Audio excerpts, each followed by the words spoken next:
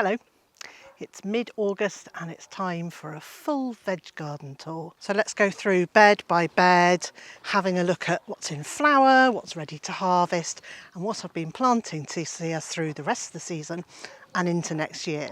I'm Zorab and this is Byther Farm.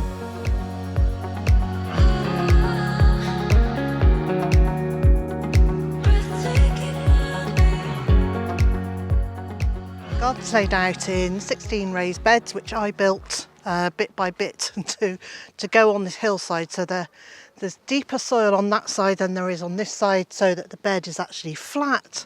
It makes it an easier space for me to work on and gives a more even access to the light on this north-facing site. So I'm going to start off with things that I wasn't expecting to be growing in here. So the borage here, which is a white borage, and I really love the white variety. You can also get it in blue, which is a kind of bluey purple. I like that too, but I particularly like the white one. So do the bees. It's absolutely buzzing with bees right now. And then this plant, which is a wildflower. It's a figwort. It has little tiny, almost insignificant brown flowers. And this is actually growing in a pot right next to the bed. I leave this because it attracts wasps. Bees like it too, but in particular wasps like it. And the more flying insects we have in this garden, the better as far as I'm concerned. But anyway, actually growing in the bed that I've planted. Right across here is a Welsh onion, grown from seed in October 2021. Planted out in 2022 in bed number 4. And then this year, maybe late winter or early spring, I moved them from bed 4 to bed number 1 here. So that's sort of half the bed is taken up with the Welsh bunching onions. And then on the other side, I've got sort of salady crops growing. There's some chives there. Now I have purposely left all the flowers on that chive plant because I want to collect the seeds. Then I've planted lots and lots of beetroot. That's a beetroot called Cylindra. Really enjoying that one. I'll move out of the way of the bee a little bit and give it some space. So there is some sweet cicely growing in there too. And at that end there were some salad leaves, but I've already harvested those. And then this side of the bed and that side of the bed, there are pots of plants of things that I've grown from seed or taken cuttings. These have been taken from cuttings from the fuchsias at the top of the rose arch. I took these cuttings last year. They have grown really well. They're producing flowers and it's jolly well time I got these into the ground. So in bed number 2, I started the year by planting potatoes in here, 2 rows down each side. I've already harvested the ones over there and some of the ones here. I've just got the last 4 plants to go. And I'll be harvesting those over the weekend. And as I lifted the potatoes, I planted in brassicas that I had growing in pots waiting for a space to be planted. So there's 4 red cabbages, there's some cauliflower, which produced tiny little heads, and then the rain got on them, but worst of all the slugs got on them. I'm going to slightly celebrate that I got as far as actually even producing a curd, even if it got eaten by the slugs, because I don't usually have much success with cauliflowers. So that's a kind of halfway celebration for me. And then I've also put in a white cabbage there, and I've still got brassicas waiting in pots that I sowed in the spring, and I've been putting them in larger and larger pots as the season has gone on. But they can come into these spaces as I clear these potatoes, as I remove those cauliflowers. So there will still be brassicas in this bed.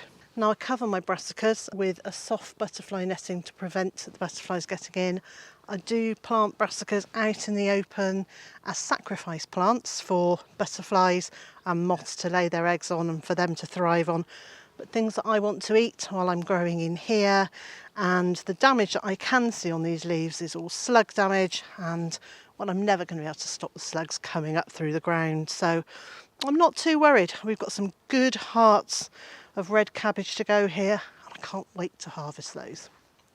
Bed number 3 looks like a real mishmash, hodgepodge, and more to the point, a polyculture of plants. So I'll start at this end. There is thyme and monarda here, and Cavolo Nero, the black Tuscan kale over there. There's some Nepeta are white. In fact, it's slightly pink, but I bought the seeds as white, but they have got a slightly pinky colour to them. But I like that because it goes really well with the pinky mauve flowers of the thyme over here. There's some more self-sown borage, and then right across this bed there are leeks, which I won't be harvesting until after Christmas. Along here there are a few bolt hardy beetroot. This end is more ornamental. There's an acer and a hosta. There's lots of bascums, a peony, and then there are a couple of red curly kale. Bed number 4 hasn't been a massive success this year, and I think I need to really boost the soil in it. So as molehills appear, I'll bring those over, and then I think I'll mulch over it with soil improver that I've bought from the green waste composting people locally. So in this bed, this end, mostly ornamentals. There's a lupin and a monarda, a nausea, and I do love this lupin, but I haven't kept on top of deadheading it, and so it hasn't produced an awful lot of flowers this year, but there's still time. These poppies have been amazing. They're self-sown. One grew the first year I made the bed. I sprinkled the seeds around because I really love it. So it's like a big double mauve, really busy flower. After I'd taken most of the Welsh bunching onions out of here, and moved them to bed number 1. Then in late May, early June, I planted out some sweet corn. It has been so cold here, this sweet corn hasn't got to a very great height, and because I think the soil is not of a great quality at the moment, they're just not thriving. However, they have started to produce some sweet corns, so if we get a crop from it, that will be a win. But this is a note to myself to definitely look after the soil in this bed this autumn. And then lower down, almost being a ground cover, there's more sweet Sicily and some nasturtiums. Bed number 5 had elephant garlic growing in it over winter, and I spaced that about 18 inches or 45 centimetres apart in the rows, so that I could then sow in between those rows with parsnips, which is what I've done at this end. And I'm really pleased that we've got parsnips growing this year. They failed to thrive last year and we didn't have any, so I'm very happy that we'll have some parsnips this winter. And then in this row there's some beetroot, and here 2 days ago I planted some more carrot seeds in the hope that we'll have some smallish carrots during the autumn. And I've also got in 3 squash plants. So this one is a jumbo pink banana squash, which at the moment it's neither jumbo nor pink, but it's coming. And there's a blue Hubbard here and another pink banana at the end there. Now, because I've done a mixed planting of the squashes, I won't be saving the seeds for next year because they may well have cross-pollinated. The other thing I've just seen in here is this.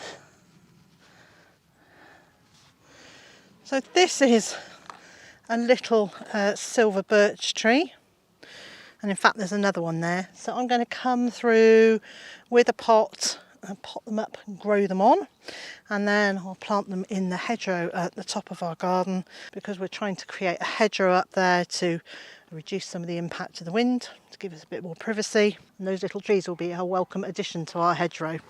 Beds 6 and 7 are predominantly ornamental, but there are some edibles in here. There's an Asturian tree cabbage in the corner there. There's marjorams and thymes here. There's this lovely bronze fennel here, some chives at the back, and some golden marjoram at the front, which is also in flower and looking very lovely. And then hidden away down here, there is some curly leaf parsley and some nasturtium. This is a variegated nasturtium. It's a really pretty leaf. It's a really attractive addition to a salad or a garnish, and it has a really peppery taste. Bed number 8 started the year with broad beans or fava beans in them, and there's still some at this end, and those are the beans that I'm letting mature that I will then harvest and use for seeds for next year. That variety is Bunyard's Exhibition, and I really like those, so I want to grow those again. Down this end there are more red cabbage planted in here later than the previous ones, so hopefully I'll have a later harvest.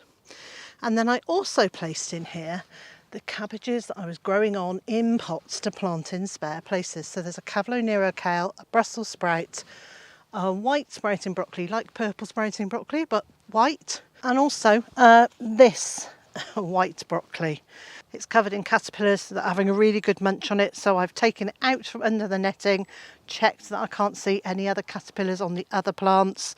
I'll leave this one out. I'll plant it in a bed out here as a sacrifice plant, but actually it's done pretty well so far, so fingers crossed that I'll get a harvest from this next spring. And then on this side there are lots and lots of calendula. They are self-sown from previous years.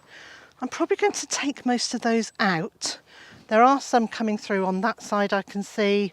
There's plenty more at this end as well. But one of the things I found with mass planting of calendula when it's with the brassicas is it does give plenty of places for the slugs to hide. So as ground cover underneath my brassicas, I think I'll be more inclined to grow salad leaves, red Russian kale, spinach, things like that. Things that I can get in, harvest when they're very small. So I'm constantly in there either sowing or harvesting and making sure that that growth doesn't get to much more than 3 or 4 inches, so there are fewer mature plants for those slugs to hide among. Bed number 9 started the year with an awful lot of weeds and things in it. So there were strawberries at this end and lots of nigella, love in a mist. Then there's a bronze fennel, and then there was lots and lots of monarda. But most of all what was in here was various different annual weeds, and the whole bed was completely infested with stinging nettles. So at the beginning of the year I took almost everything out. The bronze fennel stays in there, it's cut back really hard but it is coming back. Cleared everything out and planted it with brassicas. This is more of the white sprouting broccoli, so the purple sprouting broccoli that's actually white. There have been some greyhound cabbages, there's a Savoy cabbage, and that's another of the white sprouting broccoli, but it's coming. But hopefully it will develop later in the season because I put it in there later.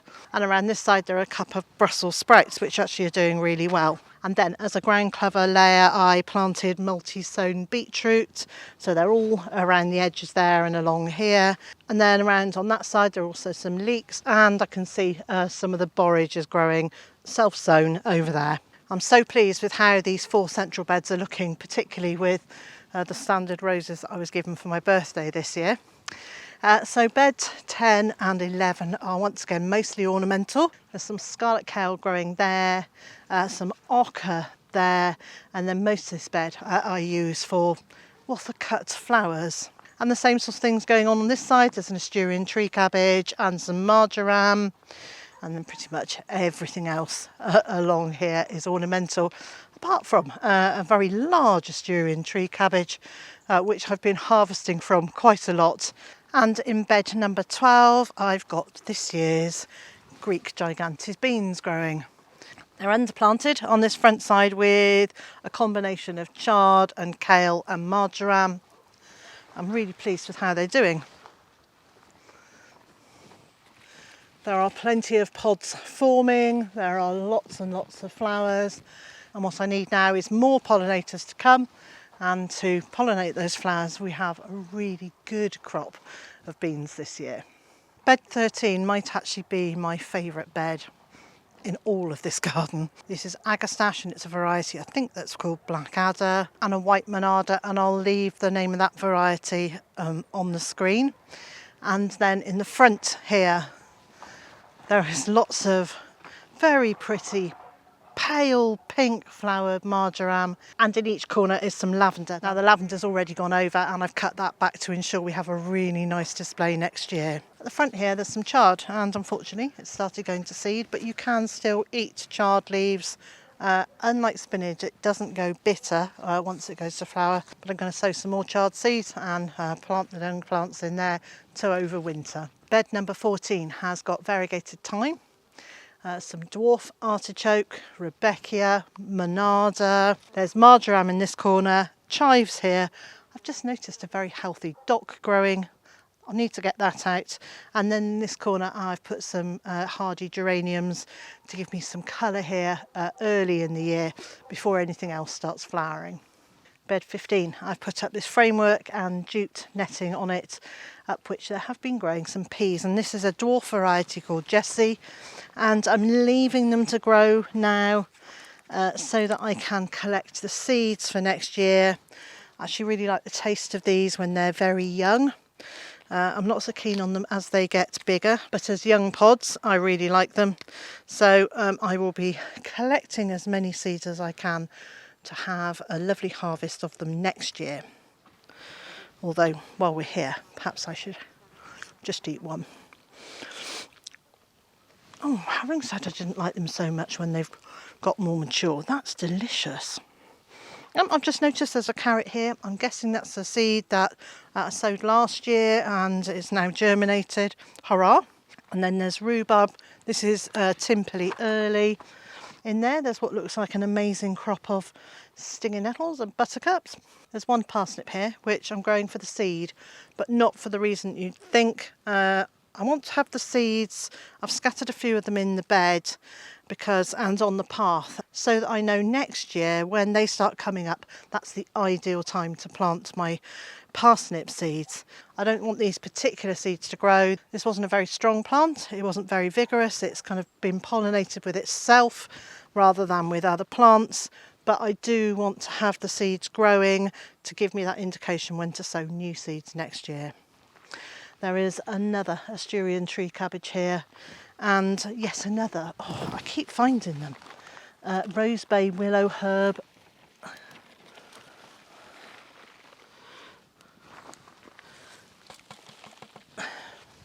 That can go into one of the bags. I've also planted more leeks in here, and as ground cover there are young forget-me-not plants that will produce flowers next spring. In bed 16, well, I've got to say this is having a bit of a crisis, this bed.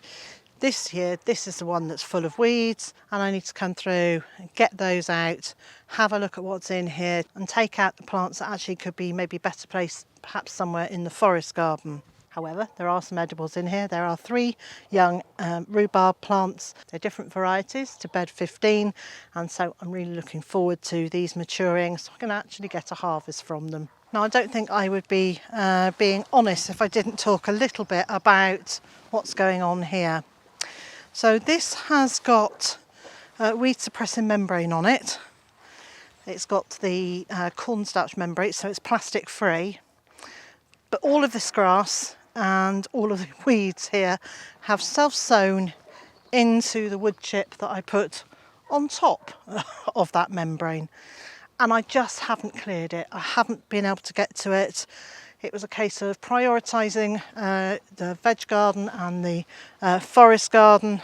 And so over the next few weeks, or months even, I'll be coming through and lifting these. And you'll have seen in some places those plastic bags that are filled up with weeds, where I've started doing that. Now, unfortunately, I didn't manage to get it done before they all set seed this year. So it's going to be quite a long-winded project. However, the first year I had the garden, it was filled with these, and I've now only got maybe 3 or 4 plants that I can see, and I've just already lifted one. So I'm thinking that the more that garden gets established, the more the perennials develop, and the less work I have to actually do in the garden, the more time I can spend attending to these areas. And I'm kind of thinking that maybe it would be really nice to fill this with herbs and just let it grow. Wild isn't quite the right word, but let the herbs grow any way that they want to. But that's for another year. And if you'd like to learn more about growing these amazing Greek gigantes beans, I'll leave a link on the screen and in the video description, and if you just click on that link, it'll take you straight through to those videos.